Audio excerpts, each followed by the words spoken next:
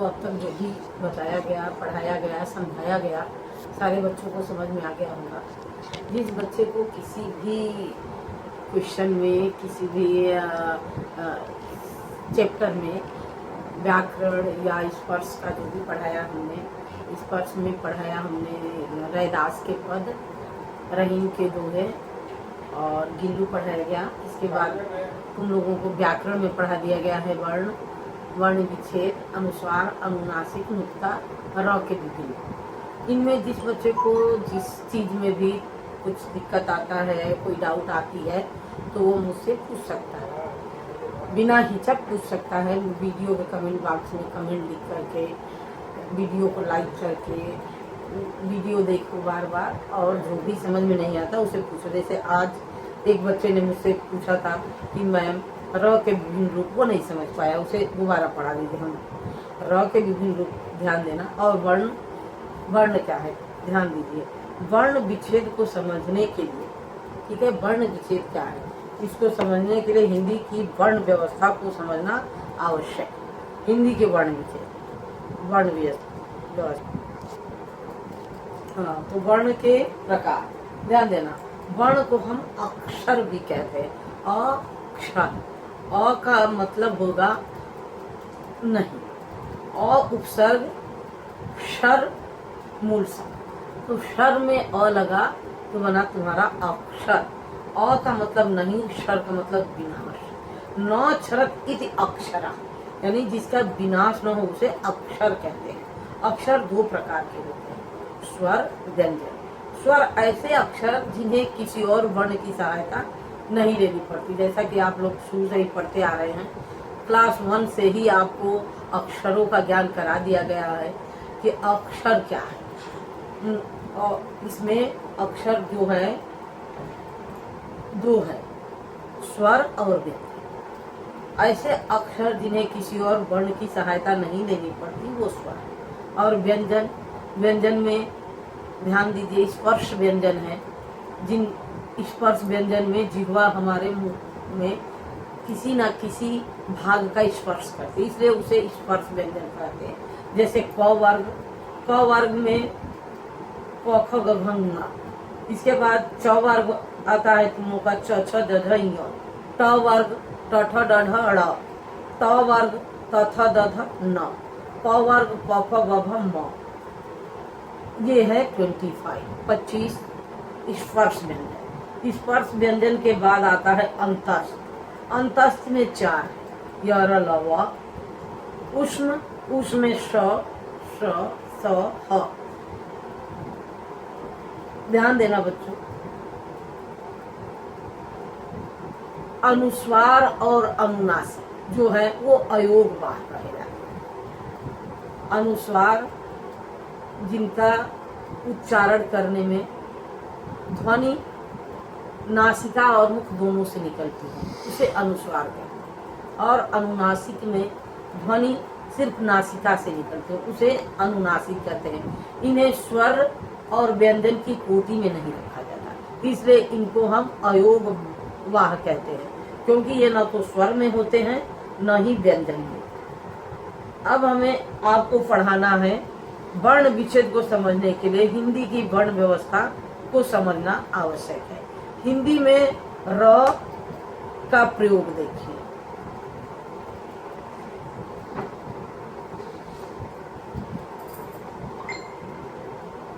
ध्यान दीजिए बच्चों, र का प्रयोग, र के विभिन्न रूप, र के विभिन्न रूप में र के 4 रूप होते हैं। पहला र का सामान्य रूप, ये 4 रूप र के कौन है? एक र का ये सामान्य रूप है, फिर ये र का ये रूप जो अंग्रेजी के सी की तरह, दूसरा ये उल्टा कॉमा लगाते हैं ना, और तीसरा अंग्रेजी का उल्टा वी की तरह है। ये र के 4 रूप है। पहला र का सामान्य रूप, उदाहरण जैसे ये र पूरा है, र यानी ये स्वर के साथ है। रगड़, रबड़, रजत, रमेश, राम, रहीम, ये र के सामान्य रूप, ठीक है, ये है र का सामान्य रूप। इसके बाद हम आते हैं र का सेकेंड रूप, ये अंग्रेजी के सी की तरह है। र का सेकेंड रूप अंग्रेजी की सी की तरह है। ध्यान दो, इसे रेप कहते हैं। रेप में इसे रेप कहते हैं। ये रेप के रूप में र का प्रयोग, ये स्वर रहित होता है, इसके साथ स्वर नहीं होता, ठीक है, ये स्वर रहित होता है, इसके साथ स्वर नहीं होता। तो ये अंग्रेजी के सी की तरह, इसको देखिए, ये रेप, ये कैसे है बच्चों, ये इस तरह अंग्रेजी के सी की तरह रेप के रूप में र का प्रयोग। ये स्वर रहित होते हैं, इनके साथ स्वर नहीं होता। उदाहरण में करम, वर्गाकार, धर्म, वर्ष। ये र आधा है, बीच में इसका, इसे आधा के लिए हलंत नीचे, ये जो इस तरह से लगाते हैं इसे हलंत कहते हैं। हलंत कब लगाए जाते हैं, जब व्यंजनों को आधा किया जाता है, तब हलंत का प्रयोग होता है। अब ध्यान दीजिए बच्चों, करम ये हिंदी का अमानक रूप है, जिसे मान्यता नहीं मिली, और ये मानक रूप है, इसे क्या कहते हैं, अमानक। अमानक, इसे हिंदी में मान्यता नहीं मिली, और ये है तुम लोगों का मानक, इसे मान्यता मिली हुई है, क्योंकि ये रूप गलत है। जब र आधा होता है तो वो अक्षरों के बीच में नहीं लिखा जाता, ये सही है, कर्म। अब इसका प्रोनंसिएशन कैसे होता है, आधा र, इस तरह से इसका प्रोनंसिएशन होता है। र पूरा नहीं बोलते, जैसे ये र का सामान्य रूप में है, इसका र पूरा बोल रहे हैं रगर, क्यों, क्योंकि इसके साथ स्वर है, स्वर सहित। ये सामान्य रूप र का ये स्वर सहित है, स्वर के साथ है, जैसे रगड़, रबड़, रजत, रमेश। और जब रेप के रूप में, ये सेकेंड रूप है र का सी की तरफ, ये रेप के रूप में र का प्रयोग होता है। ये स्वर रहित है, ये स्वर के साथ सामान्य रूप, और ये स्वर रहित। स्वर का जब र के साथ स्वर नहीं होता तो ये अमानक रूप है, ये नहीं लिखा जाता, ये हिंदी का मानक रूप ये है। तो इसका प्रोनंसिएशन करते हैं कर्म, वर्गाकार। ये जिस शब्द पे बोलते हैं उससे आगे ये र आगे वाले अक्षर पर लगता है, जैसे हम बोल रहे हैं कर र फिर म, कर्म, वर्गाकार, धर्म, वर्ष। तो ये र का जो है स्वर रहित रूप है, इसके साथ स्वर नहीं है। अब आगे बढ़िए, पदेन के रूप में, ये तीसरा, पदेन के रूप में र का प्रयोग। ये स्वरहीन व्यंजनों के बाद र का प्रयोग लगता है, ध्यान देना, इस र के साथ स्वर है। ये व्यंजनों के मतलब आधे व्यंजनों के साथ इसका प्रयोग होता है, स्वरहीन व्यंजनों के बाद र का प्रयोग होता है। इस र के साथ स्वर नहीं है, लेकिन इस र के साथ स्वर का प्रयोग है। इसके साथ व्यंजन, स्वरहीन व्यंजनों के साथ इसका प्रयोग होता है पदेन के रूप में। अब ध्यान देना, पदेन क्या होता है, पदेन पाई वाले व्यंजन। पाई वाले व्यंजन क्या होते हैं बच्चों, जिन व्यंजनों में हम लाइन खींची रहती है, जिन व्यंजनों में, वो होते हैं पाई वाले व्यंजन। जैसे प है, ये प क्या है, पाई वाला व्यंजन है। क्यों, क्योंकि इसे लाइन, ये सीधी लाइन को पाई कहा गया। तो जिन व्यंजनों का ये रूप होगा पाई वाले, उनमें पदेन का प्रयोग होगा। देखो ये प, इसके ये र, तो ये र पूरा है। ये पूरा र कैसे है, इसको जब हम इसका विच्छेद करेंगे तो पता चलेगा कि इसमें व्यंजन आधा है, ये प आधा है, र पूरा है। जैसे मान लीजिए प, ध्यान देना, प प्लस र, तो अब ये व्यंजन आधा हुआ ना, प्र, ये प्र इसमें आ गया, ठीक है। तो ये प आधा है। ये पदेन के रूप में, यानी जब पाई वाले व्यंजन होते हैं तो उन रूप में इसका प्रयोग होता है। ये पदेन रूप में र का प्रयोग, स्वरहीन व्यंजनों के बाद र का प्रयोग पाई वाले व्यंजनों के साथ। उदाहरण प्रश्न, क्रम, चक्र, पाई रहित व्यंजनों के बाद र का लेखन। अब ये तो हमने पाई वाले व्यंजनों के साथ र का प्रयोग किया, पाई के नीचे तिरछा होकर प्रयुक्त होता है। ये पदेन के रूप में र का प्रयोग, स्वरहीन व्यंजनों के बाद र का प्रयोग कैसे होता है? प्रश्न, क्रम, चक्र, ये पाई वाले व्यंजनों के साथ है, जिसके साथ लाइन खींची जाती है। लेकिन पाई रहित व्यंजनों के बाद जिसमें पाई नहीं होता, र का लेखन। पाई रहित व्यंजन, जैसे जो अक्षर हम लिखते हैं वो नीचे से गोलाकार लिए होते हैं। जैसे ध्यान दो, ये है पाई रहित, इसमें पाई नहीं है, ट, ड, ये गोलाकार है। तो अब पाई रहित इसको भी पदेन ही बोलेंगे। ये अंग्रेजी के भी की तरह है, इसको भी पाई ही बोलेंगे। इसका प्रयोग ये होता है, लेकिन इसको भी पदेन बोलते हैं, इसको भी पदेन बोलते हैं और इसको भी पदेन बोलते हैं। तो ये ध्यान देना बच्चों, ये पाई वाले व्यंजन के साथ ये प्रयोग होता है प्रश्न, क्रम, चक्र, और पाई रहित व्यंजनों के बाद र का लेखन व्यंजन के नीचे इस तरह के रूप में प्रयुक्त होता है। जैसे ड्रॉ, ड्रॉ, ट्रक, ड्रम, राष्ट्रीय, ड्रामा। ये अब एक चीज और है, दौय और ह के बाद र का प्रयोग कैसे होगा बच्चों? दौय और ह के बाद र का लेखन द, द्र, ह, र, इस तरह से इसका प्रयोग होगा, द और र के साथ। जैसे ये द है, इसके साथ इस तरह, ह है इसके साथ इस तरह। द्रव्य लिखना होगा अगर, तो ये है द्रव्य, द्रव, ये है। और ह के साथ ह्रास, ह्रास, ये ह्र। इस तरह से ये इसका द और ह के साथ इस तरह प्रयोग होता है, ट के साथ, ड के साथ। इसको भी पाई वाले व्यंजन ही कहते हैं। मतलब र का ये सामान्य रूप, ये रेफ के रूप में, और ये दोनों पदेन के रूप में होते हैं। अब ध्यान देना, इसके बाद श और इसके बाद तो तथा श के साथ र का प्रयोग किस तरह होता है, ये देखिए। तो और श के साथ र का प्रयोग, तो के साथ ये करेंगे, र का प्रयोग त्र बन जाएगा, और श के साथ र का प्रयोग करेंगे तो ये श्र, इस तरह से बनेगा।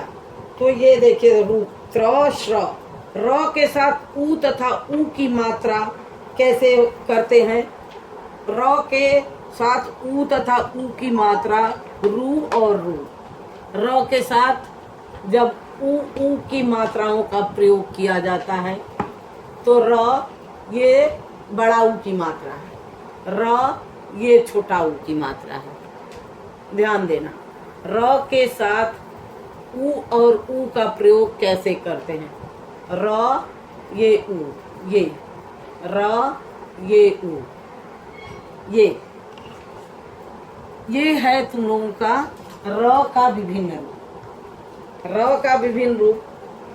तो अक्षर क्या होता है? अक्षर, अ उपसर्ग, क्षर मूल शब्द। अ मतलब नहीं, शर मतलब विनाश, जिसका विनाश न हो। न क्षरत इति अक्षर, अर्थात जिसका विनाश न हो वो होता है अक्षर। इसके बाद अगला तुम लोगों का जो है वर्ण विच्छेद क्या है वो सबको पता चल गया। उपसर्ग, प्रत्यय और नुक्ता, उसको समझाने के लिए पहले इसे हम रफ करेंगे, उसके बाद उपसर्ग, प्रत्यय और नुक्ता लिखेंगे। ठीक है, तब तक के लिए वर्ण, तो वर्ण तो समझ में आ गया सबको। अब हम ध्यान दो, वर्ण में दो स्वर, उसे नहीं कहेंगे अंग अह, ये इन्हें हम अयोगवाह कहते हैं। अंग अह को अयोगवाह कहते हैं। क्यों? क्योंकि ये स्वर और व्यंजन के बीच की कड़ी होते हैं। अंग अ का प्रोनाउंसिएशन हो रहा है, लेकिन इसके साथ न भी हो रहा है, इसलिए ये न स्वर होता है न ही व्यंजन होता है। अंग और अह में अ भी आ रहा और ह का भी प्रोनाउंसिएशन, तो ये न स्वर होते हैं और न ही व्यंजन होते हैं। अंग अह, तो ये स्वर और व्यंजन के बीच की कड़ी होते हैं, इसलिए इन्हें हम अयोगवाह भी कहते हैं। अनुस्वार, अक्सर बच्चे अनुस्वार में गलती कर जाते हैं, उनको बार बार अनुस्वार में दिक्कतें आने लगती हैं। अनुस्वार का 3 रूप है, इनका प्रयोग 3 रूपों में किया जाता है। अब ध्यान देना, अनुस्वार का प्रयोग, इनका पहला प्रयोग जो है बच्चों, अनुस्वार का पहला प्रयोग है यदि य र ल व श ह के पहले आता है तो यह अनुस्वार के रूप में ही प्रयोग होगा। मतलब अगर यदि ये अनुस्वार यदि य र ल व श ह के पहले आता है तो यह अनुस्वार के रूप में ही प्रयोग होगा। इसका वास्तविक प्रयोग ध्यान दो, इसका वास्तविक प्रयोग मतलब ये अपने वास्तविक प्रयोग में रहेगा। जैसे य के पहले आया है संयम, संयोग, संयुक्त, संयत, संरक्षण, संरचना, संरक्षक, संवहन, संवेदना, संलाप, संलपन, अंश, संशोधन। ध्यान, यदि य, तो य के पहले क्या आया? संयुक्त, य के पहले। अब इसके बाद र संरक्षण, संरचना, संरक्षक। फिर यह व के पहले संवहन, संवेदना। इसके बाद संलाप, संलपन। फिर ये आया अंश, संशोधन। ये अनुस्वार का वास्तविक रूप है। क्या है? वास्तविक रूप। इसका वास्तविक रूप यदि य र ल व श ह के पहले आता है तो यह अनुस्वार के नीचे, यह अनुस्वार के रूप में ही प्रयोग होगा। मतलब ये इसका स्वयं अपना वास्तविक रूप होता है अगर इन के पहले आता है। अब इसके बाद अनुस्वार का प्रयोग कैसे होगा, ध्यान दीजिए। नासिक के व्यंजन के स्थान, नासिक के व्यंजन यानी अनुस्वार का प्रयोग जो है, जो ध्वनि निकलती है वो नासिका से, एक नाद, एक ऐसी ध्वनि जैसे हम बोलेंगे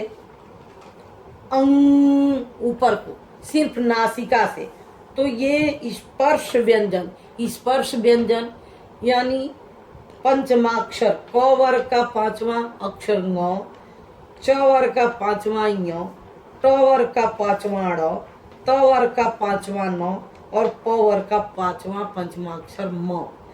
तो ये नासिक व्यंजन के स्थान पर अनुस्वार का प्रयोग। अब ध्यान दीजिए, ङ, अंक, शंख, गंगा।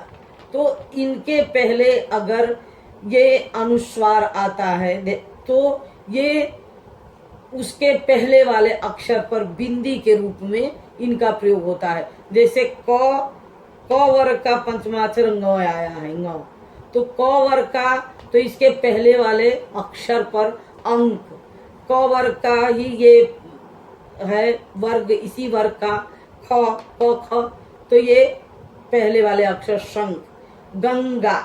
इसी तरह से य, च वर्ग का चंचल, तो ये चंचल को ऐसे पहले वाले अक्षर पर हो जाएगा, पंचम, पहले वाले पे पंचम।